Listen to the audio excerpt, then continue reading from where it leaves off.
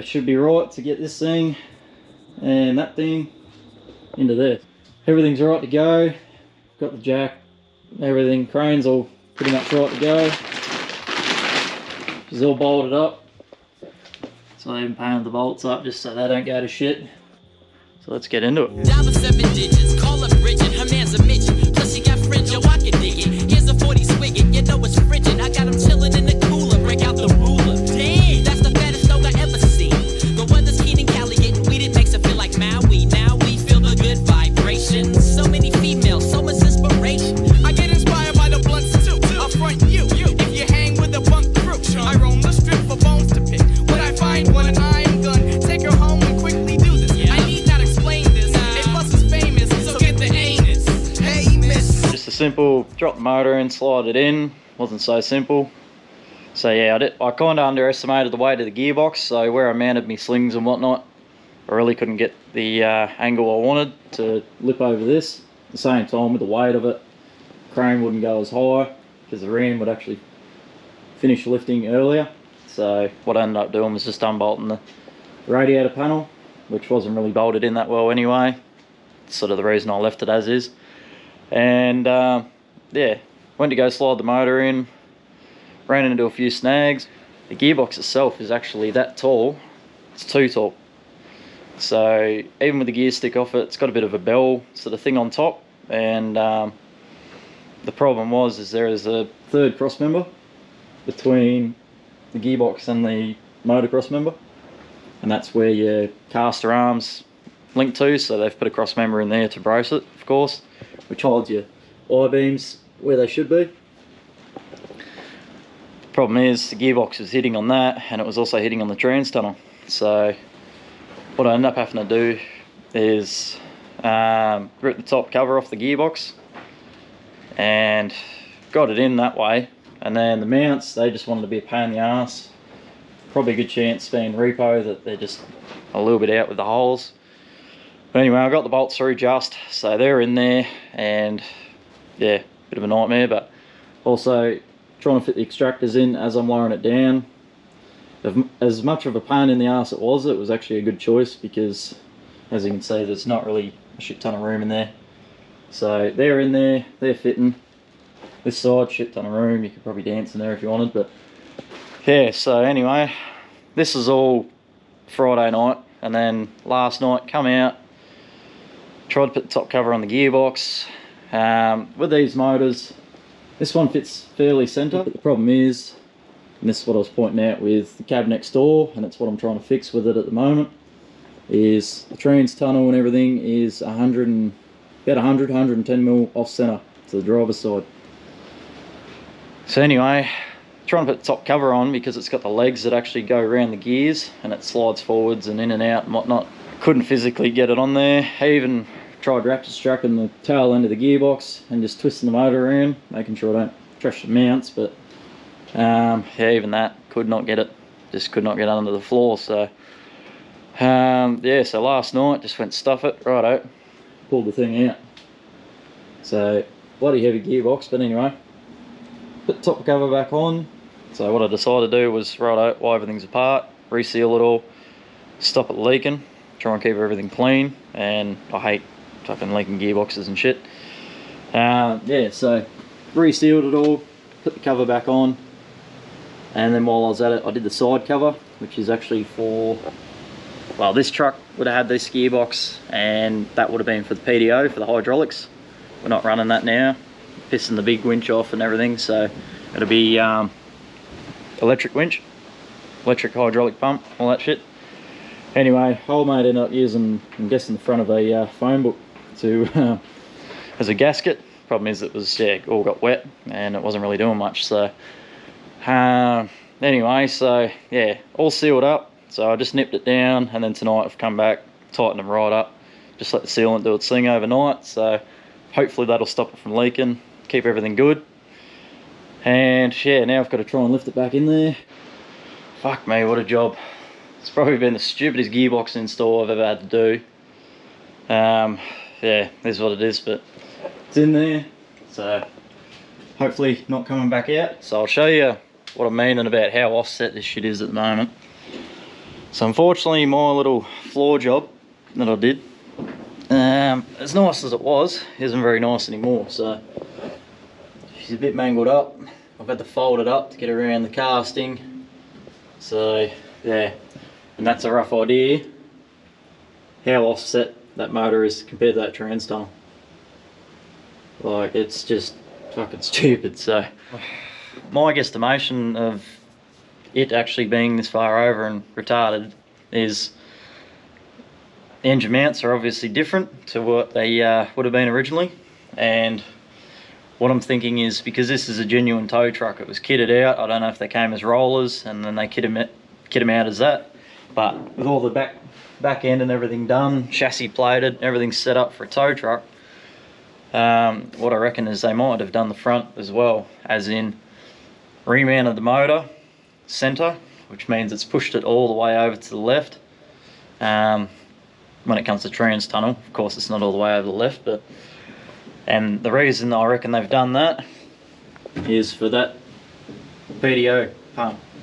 So the drive coming out of the gearbox in that plate there, I reckon they've pushed it all the way over to give it room to sit in there, and that's why they've done that.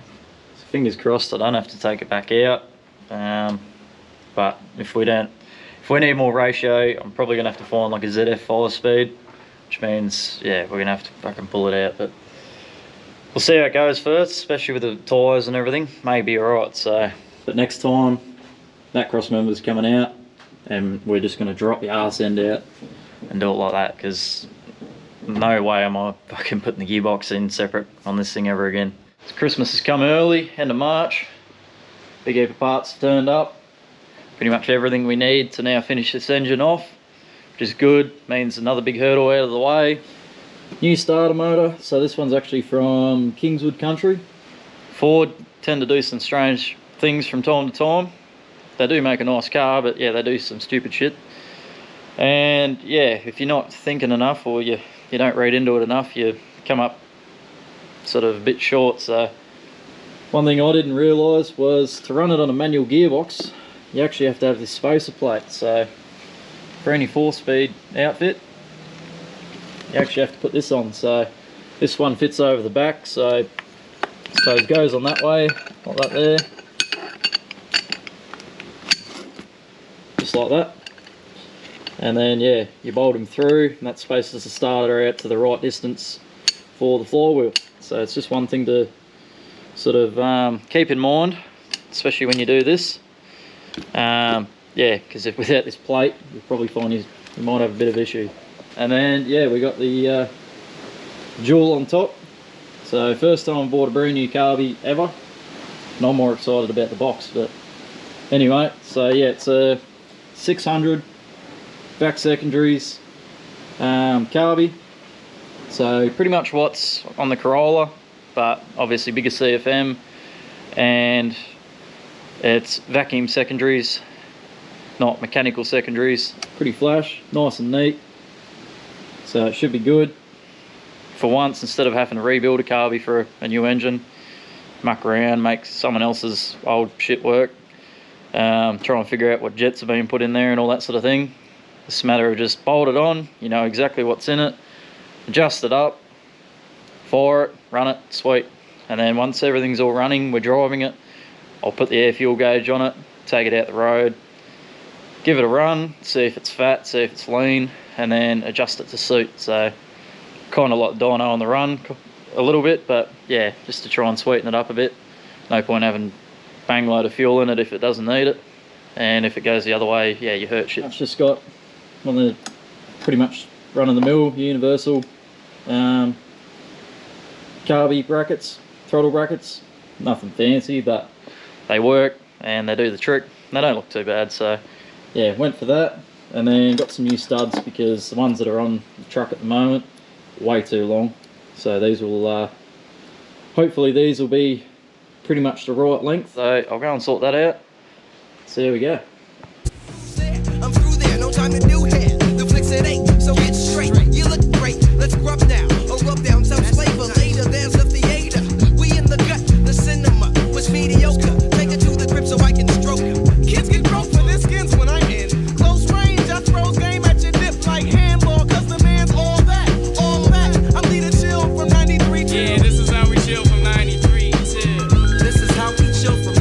going not too badly. This stud was a little bit of grief, but threaded it a couple of times. And also make sure when you go on metal and aluminium, bit of never sees always makes life a bit easier.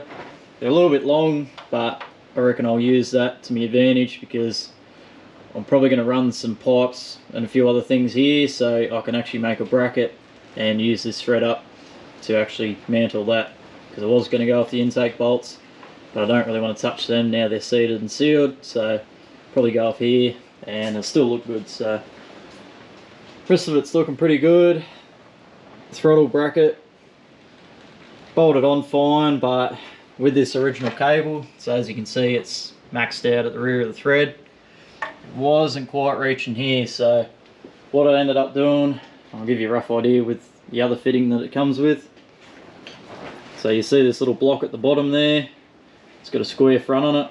The square side, I ended up cutting that back probably 5mm, and then radiusing that edge so it matched this side, which ended up helping it slide forwards enough to where we've got easy reach now. So just something you got to think about if you do go using sort of an F100 or original Falcon sort of throttle cable.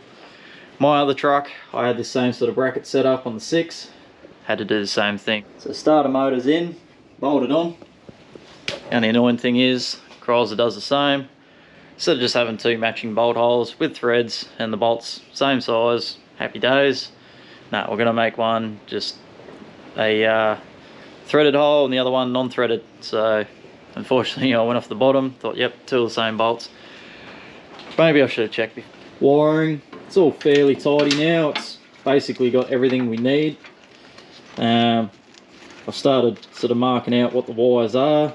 So if you're going to pull a motor out of a car and whatnot, don't be an arsehole and chop all the wiring off and then just leave it wherever and then sell the car, because yeah, it makes the other person's life or the next person's life fucking terrible. These being the Aussie trucks, wiring diagrams aren't exactly that easy to get. I'm just going off photos that I got sent from another bloke. Cheers for that, mate. And yeah, even the Datsun was actually easy to find a wiring diagram for. So yeah, anyway, making my way through it. So yeah, picking all the wiring we don't need out, and also all the shit stuff that the previous owners have just poorly wired in there. So that's some of it. So yeah, quite a few colours in there and a lot of shit, but anyway. And then yeah, coming here, and this has probably been the trickiest bit, but I've got me way through it now. So the main fuse board was all butchered up. Nearly every terminal had another fuse, inline fuse, sort of just tapped off the side of it randomly for other shit. And it just looked fucking terrible. And it was basically, yeah, a fire ready to happen. So what I've done is, yeah, gone through, marked all the wires, what they are. So I end up using 2 diagrams because it works out the newer diagrams, so the 78 onwards. The colours are actually matching up with what we've got here. So I'm guessing because this is 77, might be late 77, so that's when they started sort of changing over. Don't hold me to it. Yeah, where the early 74 to 78 was, yeah, the colours weren't the same and just nothing was really sort of lining up. So yeah, using the 2 though, I've got my way around fairly well. So what's going to happen now is I'm going to piss this fuse board off. Fucking weather's shit ass. Because yeah, it's been hammered and there's just shit wrong with it. Terminal's missing and all sorts of things. So yeah, I'm going to wire up a new one and yeah, set all the wires up so that all runs as it was. With a few changes, I'm going to be changing this. It's a good idea, but I'm just going to wire up 2 relays, so one for low beam, one for high beam, and to carry the load, no different to when you put the booster kit up the front. It's just going to be back here, so that should work pretty well. Radiator's back. So this radiator was actually out of my truck originally, just a eBay special, of course. Problem with these is you pretty much breathe on them. They scratch, they turn to shit, and they look terrible. And this one was looking really worse for wear, especially by the time it come out of my truck. So it probably looked like a bit like inside the tank there.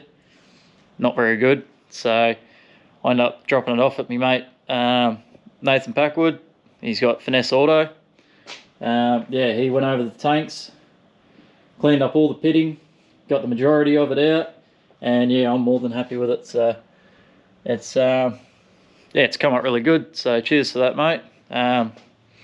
Packy's the man, Mr. Master Polisher. So what we're going to do now is another mate, Chad, organised some AU thermo fans for me. He's pretty much the AU man of, I suppose, Portland, Southwest Vic. Yeah, supplied me these ones, so cheers for that, mate. And yeah, real nice, clean them up for me, and yeah, they're not broken, nothing's wrong with them, so till I get to it. But yeah, so what I've done is I've already swapped the plug over, so I've converted over to a waterproof plug. The other one was probably waterproof, but I didn't have the other end for it, so would have been a bit ordinary just chucking terminals into it. It is doable, but I want it waterproof and I want it to look tidy. So that's what we've done there. So all I've done is just got some adhesive. I've stuck that on the back. So this is the original clip, goes into there. So this will just clip back to normal. I'm just letting it set at the moment. If you're wondering what set of fans you've got, so AU is on the driver's side with the plug, where the Corolla is an EL, EF, E-Series basically set of thermos.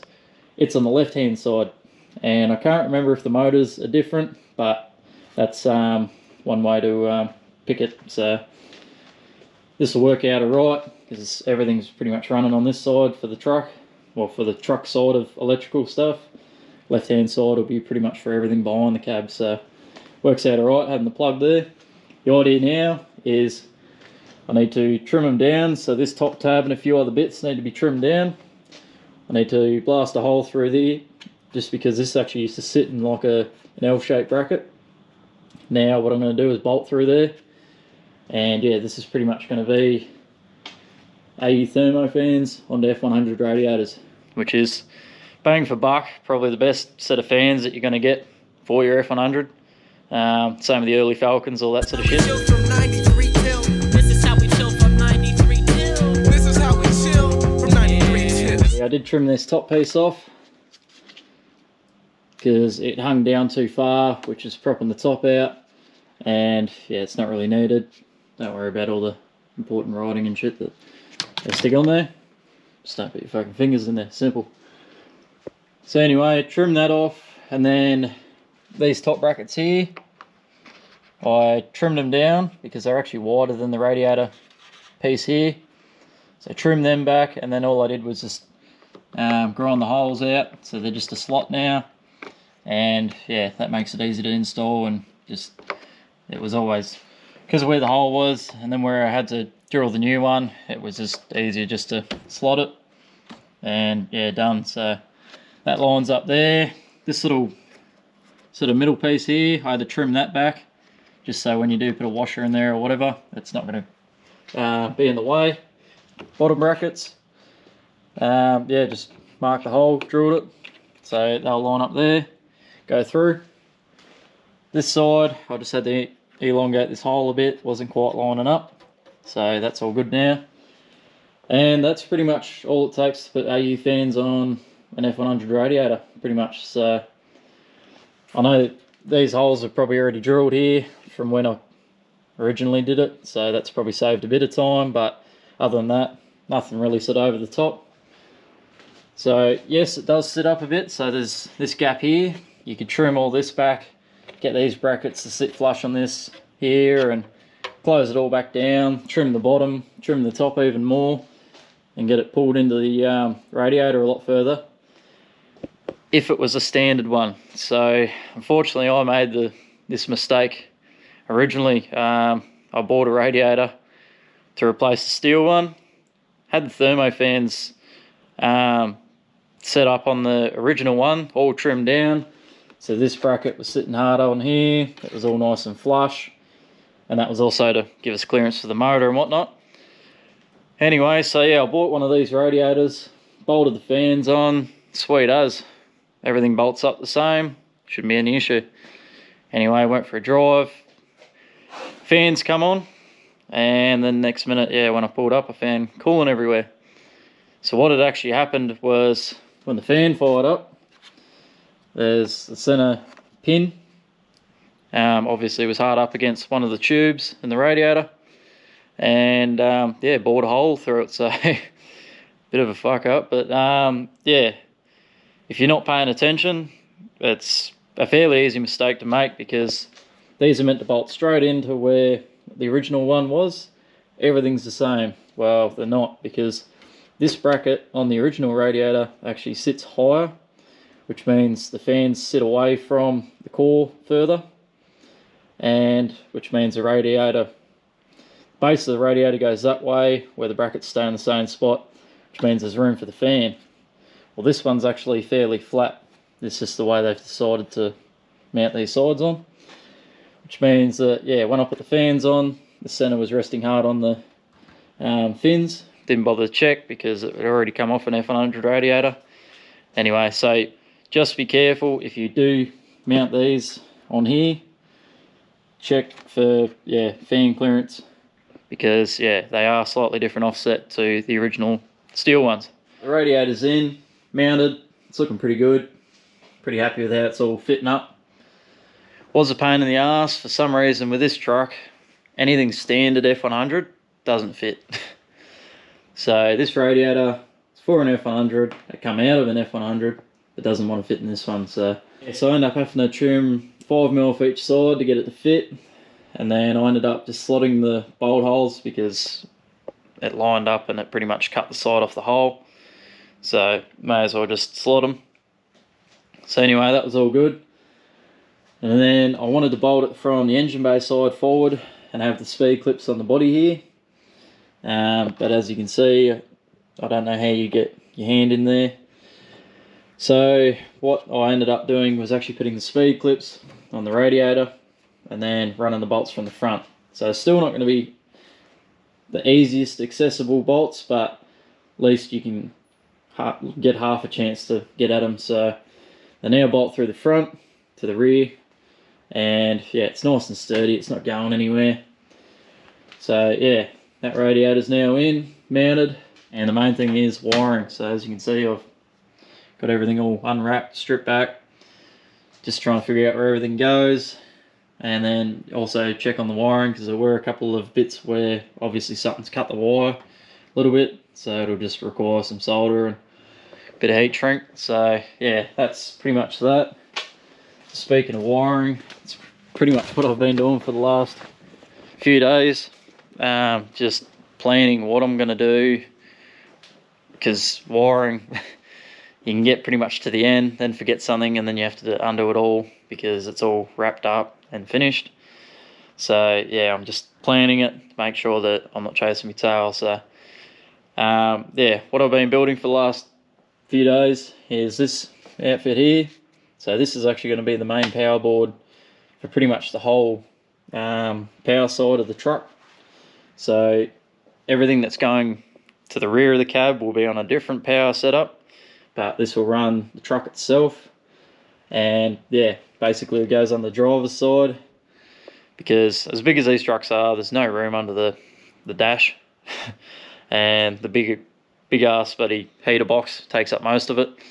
So yeah, the only room was pretty much under the driver's side, so that's why I've made this bracket. But there's a few things that were sort of in the way. So the felony flap that goes in the kick panel, it's the only form of aircon you got in one of those things. So that's why it's notched out there. And then also the throttle pedal comes through here. So I've had to notch it out here to make sure that the throttle pedal is not going to hit it and end up binding on it or anything. So yeah, bit of a weird shape.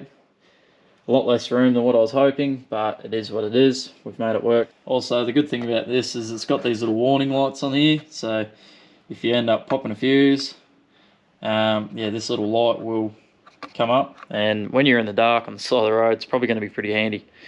Hopefully it doesn't happen, but we'll wait and see. So that's all that. So yeah, I've got two fans. So one relay per fan, as I said before. Got 2 headlights because low beam, high beam, because I'm going to upgrade them. And the original wiring doesn't tend to like anything upgraded. I end up having a booster kit on my truck because it used to drop the headlights out all the time. Pretty interesting when you're going around a corner and everything just blacks out. But yeah, so, and then we got fuel pump, but I'm probably going to have to get a special relay for this one that runs off the coil. So it will sense coil power and run, but if the coil stops, the fuel pump won't run. So it's meant to be a safety thing. So if you're on your lid, fuel pump's not just continuing on. It's just basically what the roadworthy man asked for. I had to do it in the Datsun, so I'm probably gonna have to do it here, which means more wiring running out there. And then yeah, we're probably going to put a LED light bar, hide it somewhere at the front. So yeah, they don't use a whole lot, so it only needs the one relay. So we'll make that hidden, because the last thing I want to do is fuck this thing up and make it look all BNS with bloody light bars and shit hanging off it everywhere. That's what I'm going to be doing for a little while now, is basically just wiring, planing wiring, making sure I don't burn the car down or truck down.